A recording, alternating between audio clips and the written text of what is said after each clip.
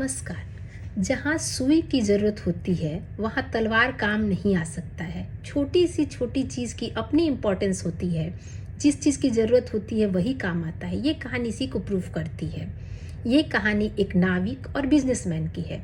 Businessman नदी के इस किनारे बैठा अपनी गाड़ी में सोच रहा था कि उस पार कैसे जाऊं, क्योंकि ड्राइवर ने उसके कहा था कि अगर आप बाई रोड जाते हैं तो आपको 6 घंटे कम से कम लगेंगे।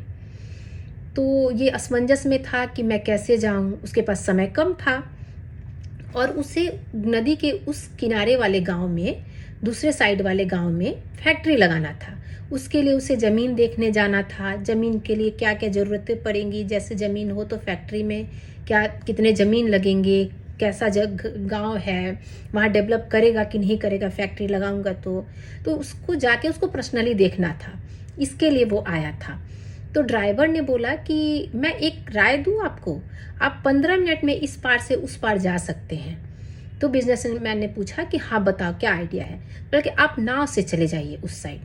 बिजनेसमैन को अच्छा लगा ये आइडिया। वो गाड़ी से उतरा और नदी किनारे गया। नदी किनारे गया तो उसे एक नाविक दिखा नाव के साथ। उसने उससे पूछा कि मुझे उस पार करा दोगे। नाविक तैयार हो गया कि हाँ साहब मैं आपको पार करा दूंगा। नाव में जब बिजनेसमैन बैठा तो उसने कहा कि अच्छा 15 मिनट है तो इससे बातें कर लेता हूँ, बताता हूँ कि मैं कौन हूँ, बिजनेसमैन हूँ, कितना बड़ा हूँ।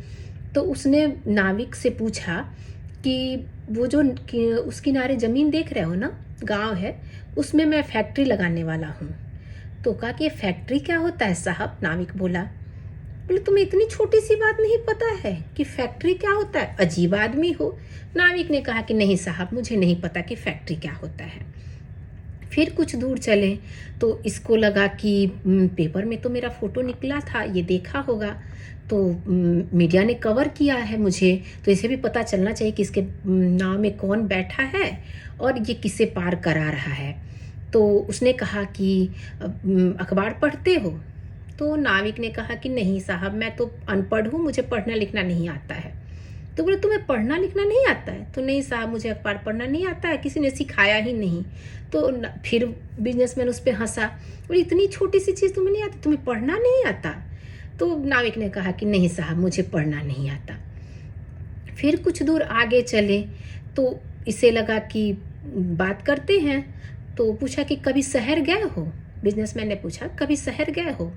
तो नाविक ने कहा कि नहीं साहब मैं तो शहर नहीं गया हूँ।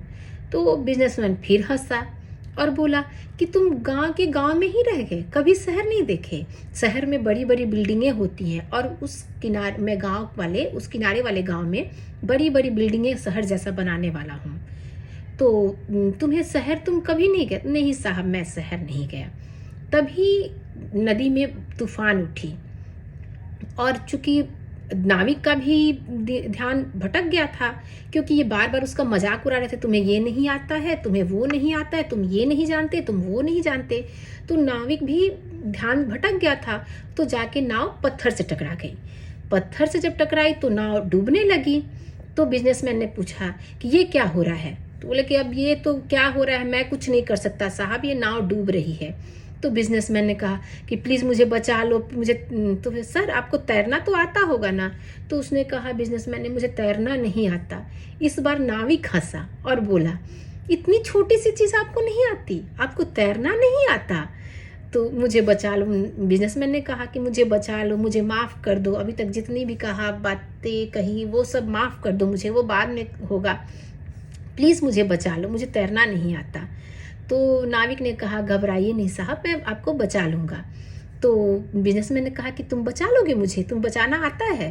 तो नाविक ने कहा कि मुझे बहुत अच्छी तरह से आता है बचाना साहब, आप टेंशन ना लो, आप मेरे पीठ को बस पकड़ो और मेरे पीछे पीछे चलो। उस बहती धारा में भी नाविक ने बिजनेसमैन को पार करा दिया। बिजनेसमैन सही सलामत अपने गंतव्य तक पहुंच गया। ये कहानी छोटी सी हमें यही सिखाती है कि किसी का भी छोटा हो या बड़ा हो मजाक नहीं उड़ाना चाहिए। जिसकी जब ज़रूरत होती है वो छोटी सी छोटी चीज़ भी, स्किल भी कभी भी काम दे सकती है। बड़ा बिजनेसमैन होने के बावजूद भी उसे तैरना नहीं आता था और जान बचाने के लिए तैरना बहुत ज़रूरी था। धन्यवाद।